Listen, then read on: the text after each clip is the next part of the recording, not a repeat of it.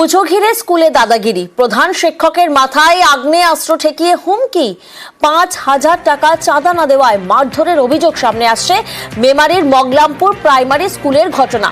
কয়েকজন অভিভাবকের বিরুদ্ধে মারধরের অভিযোগ, মারধর করে চেন টাকা ছিনতাই পর্যন্ত করা হয়েছে, এমনটাই অভিযোগ সামনে আসছে। আতঙ্কে স্কুল যাওয়া বন্ধ প্রধান শিক্ষকের অভিযোগ খারিজ অভিভাবকদের। স্কুলে গিয়ে ঘুমন প্রধান শিক্ষক, পাল্টা দাবি অভিযুক্তদের।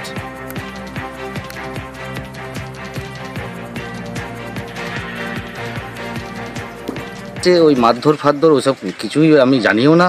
হেডমাস্টার হচ্ছে পাগল, ও মাসে দুবার চাবি হারিয়ে ফেলে, আর চাবি হারিয়ে যাচ্ছে, এসে স্কুলে ঘুমোচ্ছে, তারপরে মোবাইল দেখে। ঠিক আছে, স্কুল ও যতদিন এই স্কুলে থাকবে আমার তো মনে হয় না এই স্কুলটা ডেভেলপ হবে। ওগুলো সম্পূর্ণ মিথ্যা। তাহলে পাশাপাশি বাড়ি আছে, তারা তো জানতে পারবে যে একটা চেন যদি ছিঁড়ি বা করি, ও তো চিল্লামিল্লি করবে, প্রচুর পরিমাণে চিল্লামিল্লি করবে।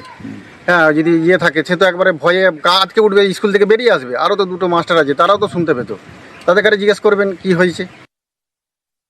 সময় ঢোকার পরে আমাকে মারধর করে এবং গলায় পিস্তল ঠেকায়।